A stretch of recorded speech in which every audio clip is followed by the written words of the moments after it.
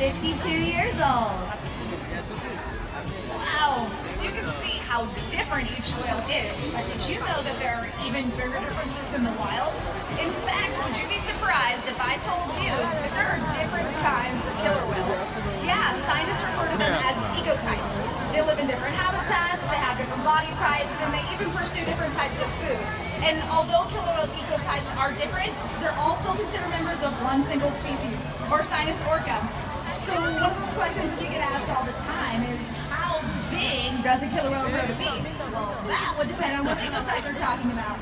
Is this killer whale a 16-foot female from Iceland or a 30-foot male from Antarctica? Let's take a closer look. The remarkable thing about killer whales, no matter which type, is that they are found throughout the global ocean, from the Arctic to the Antarctic, and literally everywhere in between. They are found in so many different habitats and depend on such a variety of marine life for survival that killer whales are more intertwined with the fate of our ocean than any other marine animal. Truly, these awesome animals are the living symbol of our ocean, representing so much more than their own species. One more time, ladies and gentlemen, let's hear it for our killer whales.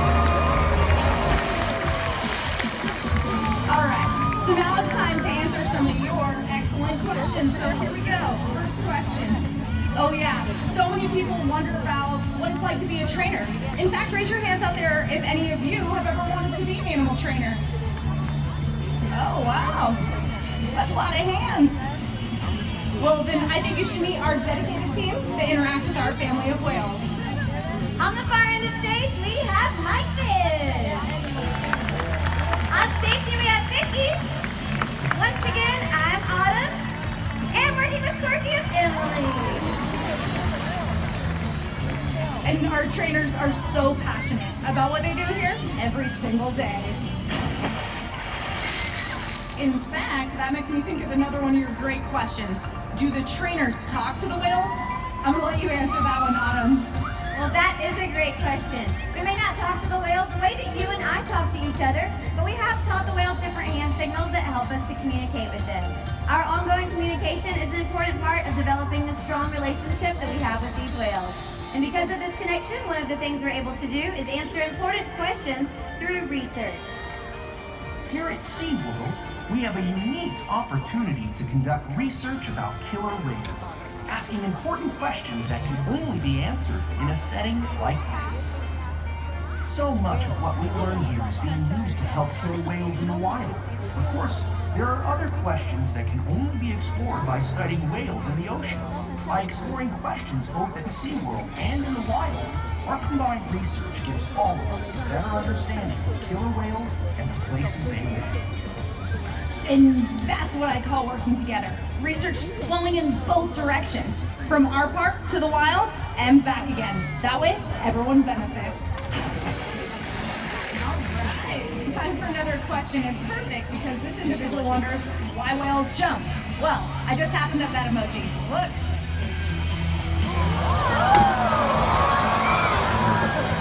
You know, killer whales communicate in a lot of different ways. Sometimes they vocalize and sometimes they use their bodies.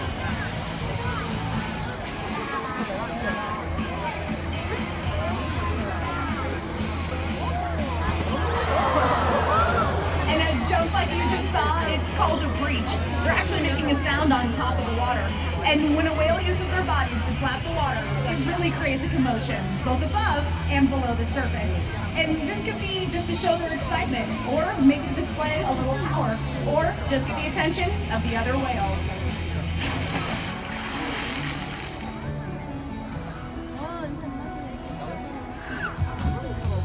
Oh yeah, so some of you might have heard of our Autumn mention our youngest killer whale, Amaya. And our SeaWorld social media fans actually helped us name her.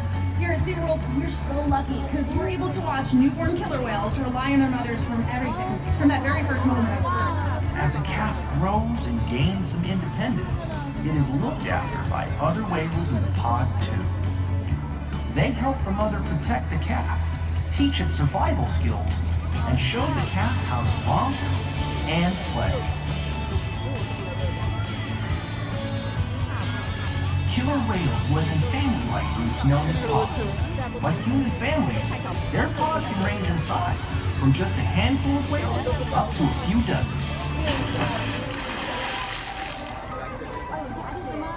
Oh wow, that's a lot of questions. But believe it or not, we get them here every day. We sure do. Killer whales communicate using all sorts of sounds. Let's listen.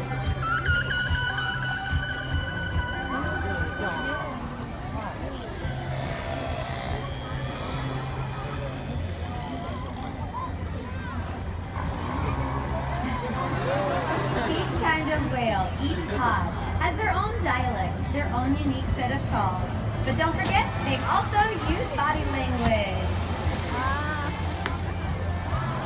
Yeah, sometimes they blow bubbles or bump into each other or even scratch each other with their teeth, causing something called rake marks. And those are the multi-line marks that you might see on the skin of killer whales and dolphins.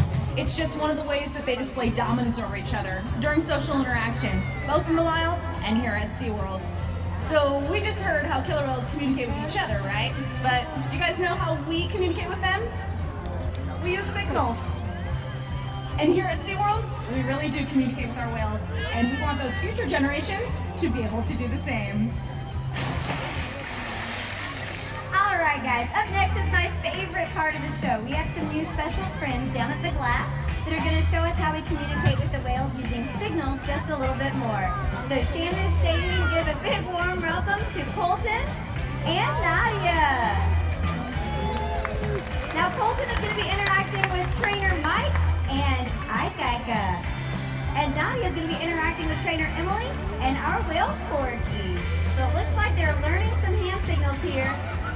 Oh, Ike's over there razzle-dazzling. Look at that dance. That's amazing. And Corky gave a big tail flip wave to Nadia. Uh-oh, Colton. I think that was a pretty wet signal there. You're getting splashed. And Corky's gonna show off that hula dance over there for Nadia. Well, these volunteers did such an amazing job. We want to give you this whale tail necklace in honor of meeting both Corky and Ike today. Ladies, did they do a great job? Give them one more round of applause.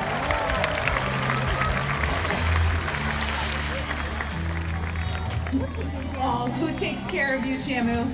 I love this question because it lets us show all of you how much we really care about these extraordinary animals. So, Autumn, is everyone ready? We sure are. You know, the training you see here today actually allows us to take care of our whales. They participate in their own health care. Now we're going to show you some of those behaviors right now.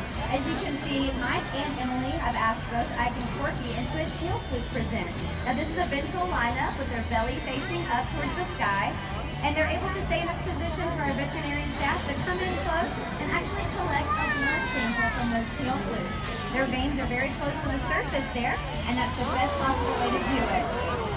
Now Corky, she's showing off here in the slide out. This is more than an excellent photo opportunity. This is a way for us to obtain an accurate weight on the whales. We have a giant scale in one of our back pools that the whales can slide up on, just like you see here. And we track their weight to make sure the whales are healthy and our calves are growing properly. The high energy behaviors such as fast swims and breaches are behaviors that killer whales do out in the open ocean as well as right here at SeaWorld. Focus your attention across the pool at Ike. Now these behaviors ensure that all of our animals are growing healthy. And I know that our guests also always wonder, how much does a killer whale need to eat every day to stay healthy? Well, just like us, each killer whale has different dietary needs. For instance, Corky, who's an 8,400-pound animal, eats right around 180 pounds of fish every day. Now, Amaya, who is 22 months old, eats right around 45 pounds of food a day. It's important to note that the whales get all of their food, no matter what they do, each and every day. And because we've been able to determine how much killer whales eat throughout different stages of their life, researchers in the field are actually able to determine if ocean habitats are healthy enough for wild populations of killer whales to thrive. And, well, that type of information is invaluable. You know, food, exercise, and physicals from our veterinarians aren't all our killer whales need. Each animal's well-being is so important to us, and we want to make sure their minds are stimulated and challenged too. This type of mental stimulation and enrichment comes through learning, interaction, and play. If you focus your attention to the screens, you can see some help that we give the whales, jello, even giant toys, balls, and buoys. Oh. Now this is a really special segment because we've got two of our large males coming out to say hello. So we've got on stage Vicky and Michelle, and they are interacting with Pete and Ulysses. Ulysses is our largest killer whale, weighing in at just under 10,000 pounds. Here he is over at the glass. Amazing job! Now Pete is our gentle giant. He has such a docile personality, and he builds very strong relationships with his trainers. He's coming to give a big warm hello right here. Center stage. Here he is, everybody. This is Pete. So what you're going to notice on stage is Michelle and Vicky are giving the whales ice. They might even give them jello or toys. You see some balls and barrels going into the pool right now. So this is some fun playtime for the whales.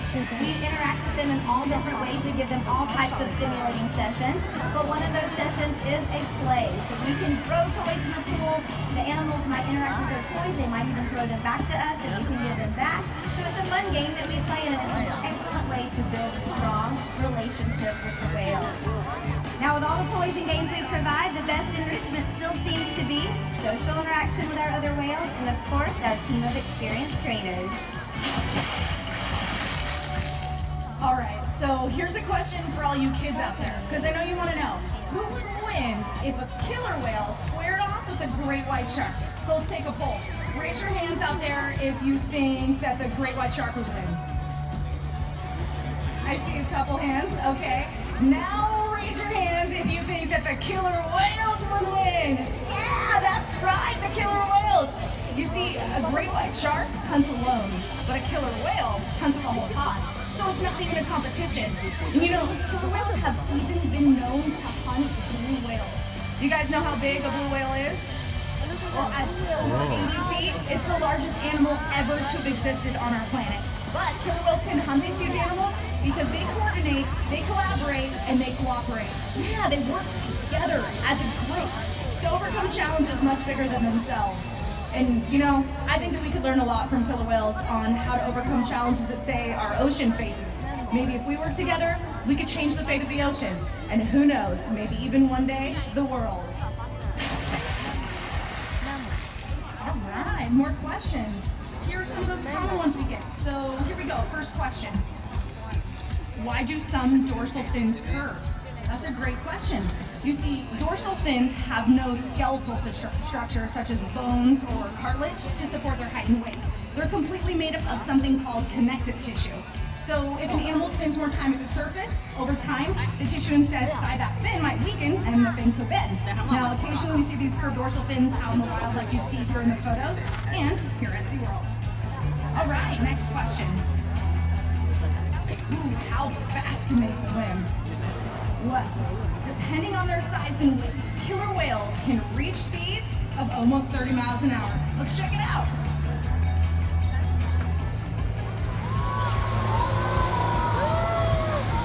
Very impressive. All right, next question. How much water can their tails splash? Well, their tails, or flukes as they're called, are really strong and can fling a whole lot of water about halfway up those stands. So, time for the last question. If all of the whales splashed at once, could they get the whole audience wet? Maybe not the whole audience.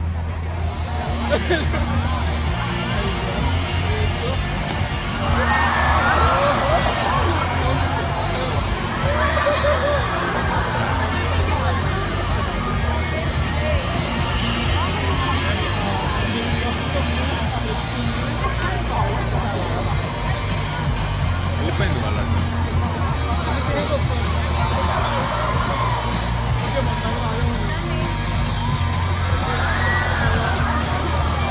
fine.